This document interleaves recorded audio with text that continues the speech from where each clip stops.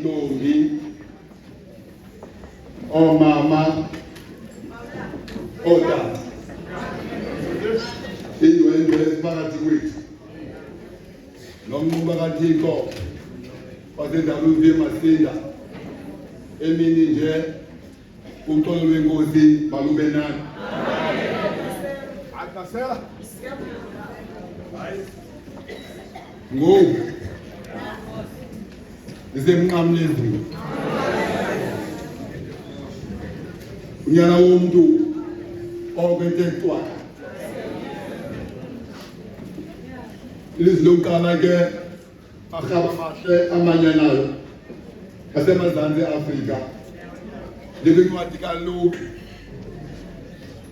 isahluko 2:3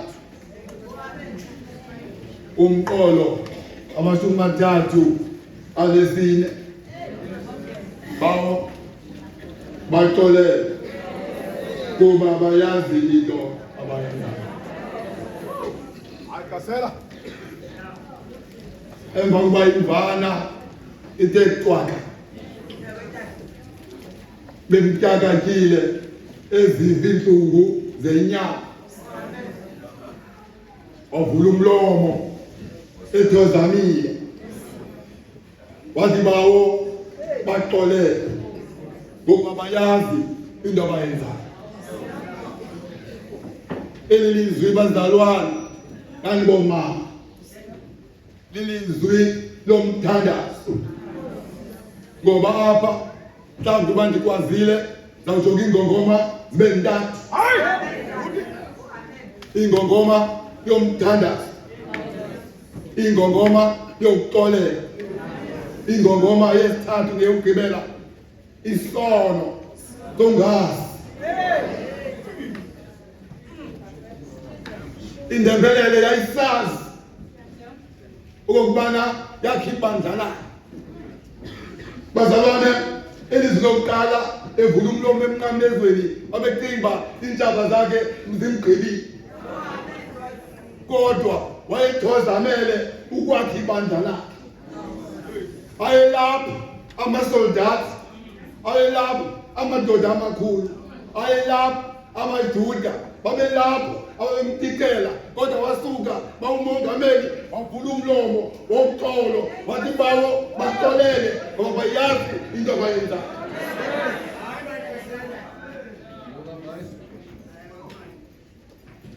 Amanye amaxesha umongameli abanye abantu baye bacinga bawugqibile, kodwa amandla kaThixo aphumelele, amandla kaThixo akulifte apho. Ndibona ukubana ke umthandazo lichain phakathi koYesu noyise ubawo wakhe. Likhonto umthandazo, yiyo loo nto xa evula umlomo ephezu kwentaba yokhakayi athi bawo baxolele ngoba abayazi into abayenzayo. Umisa uxolo, umisa uxolo. Nakule pasika ke bazalwane sifuna uphakamisa uxolo olaphakanyiswe emnqamlezweni, ngoba uba sinaxolo angeke salibone izulu. uYesu bazalwane ebengaqali ukuthandaza mve incwadi kaLuke 22:42 xa esithi yeyi ngase Nkosi yami uyenzele ndebe idlule ikakuthanda kwam kodwa bekuthanda kwam. Akasela ngoba uYesu wayishumayeza iministry yokuthandaza ngoba umandi uguga ngedolo noma uphansi kweziphi na izinto uthi Thixo yisindisi. Khumbule umgomo wethu uthi grace in the middle of storm. Bangaba awuthandazi awuzuphumela kwisiphithiphithi kwisaqhwithi kwisiphawu, kodwa ubangaba uyathandaza njengoba uYesu wafundisa abafundi bakhe wathi zenithi xa nithandaza isibawo wethu osezulwini. Kule ndawo awumongameli ethi uze usixolele izono zethu njengoba nathi sibaxolela abasonayo. Mahabe Mahabe. Ngaba siyaxolela na. Abanye abantu awufundisi abaxolelayo kodwa abalibayo. Uxolo ke olu unconditional alilandi zilando. Alilandi zilando.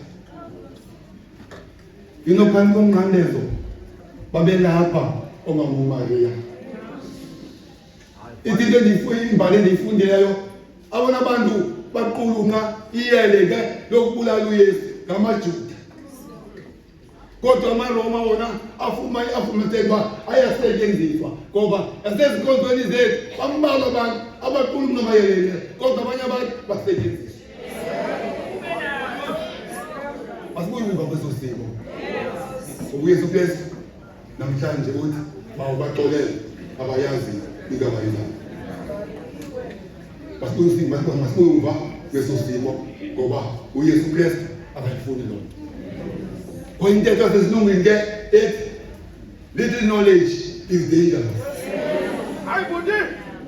Little knowledge is dangerous. Yiloo nto funeka ugquthe phantsi ubuze uba Thixo le into endiyenzayo ifanelekile na enkonzweni yakho.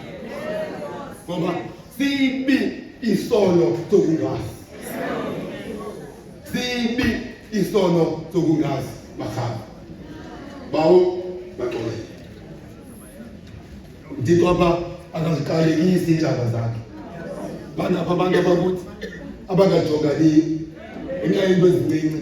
Kodwa xa ufunda imbali kaYesu ubusuku bayizolo egqitha kwinkundla ngenkundla bemmonqoza bemtikela kodwa phezu kwentaba ekhankayo uncumile ujonge phantsi uthi bawo baxolele ngoba abayazi into abayenzayo. Siziselo nkonzo mongameli yokuxolela ngoba uYesu ngenye imini uthi bawuthi abantu babone uba singabalandeli bakhe sibe noxolo sibe nothando. Uxolo ke bazalwane sisitsixo. Angeze ube nalo uthando ungenalo uxolo. Ngeze ube nalo uthando neze ungenalo uxolo. Senditheke kufanele masinokule ebhasini sijonge uba sindawoni na malunga noxolo olinyiswa uYesu emnqamlezweni. SingamaKristu kodwa inzondo ekuthi izwi. SingamaKristu kodwa inzondo esikuyo izwi. Baxolele ngoba bayazi into abayenzayo. Kufika ixesha ke bazalwane ukuba siphuthume uxolo. Kufika ixesha loba siphuthume uxolo. Ngoba noPawulos kubancwadi amaHebhere 12 uthi phuthumani uxolo. Bazalwane sibizelwa eluxolweni. Awukencedi bawumongameli singene siphuma minyaka le sithetha ngoxolo kodwa singalezi. Nalo uxolo mongameli ngibona kuMartin Luther. Ngiyabathetha wathi uMartin Luther Nkosi yenze ibe ngumzekelo woxolo. Apho ukisiphithiphithi khona lizisa uxolo. Sibona mongameli uxolo umamusala abehlekisa ngaye engafumani abantwana kodwa suka wathi uThixo undihlekisile. Akabalanda abantu bebethetha. Nalo uxolo ke esithetha ngalo bazalwane nangoku. Kufanele uba siliphile.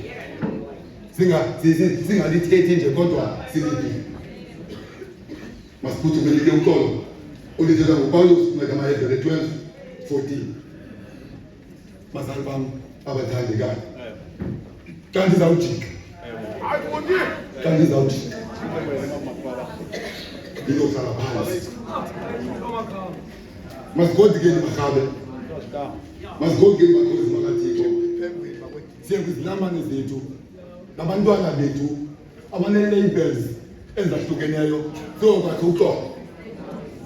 Asambeki maKristu kule Pasika siyokwenza uxolo kwindawo esiphangela kuzo. Xa ubuya emva kwePasika ubonakala uba usisidalwa esitsha. masigodukeni bantwana bakaThixo, neendwendwe zethu sihambeni kule ndawo siyazi into yokubana siphethe uxolo.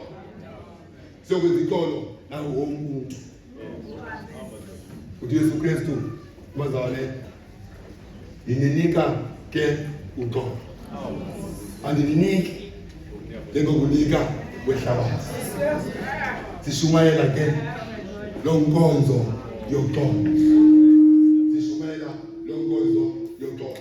Asigodukeni ke marhabe, wonke umuntu olapha ngaphakathi agoduke emva kwale pasika eyazi ukuthi uYesu Kristu ufuna sibe noxolo omnye komnye, ngoba apho kokhona uxolo there is grace in the middle of the storm. Soze ibe khona uxolo, soze ibe khona igrace kungakhange kubekho igrace in the middle of the storm. Sonke apha uthi uYesu John 16:23 ehlabathini nakuba nembandezelo, kodwa nina yomelelani ngoku nangona phakathi. Amen. Right. Siyabulela mdala. Siyabulela mdala. Siyabulela.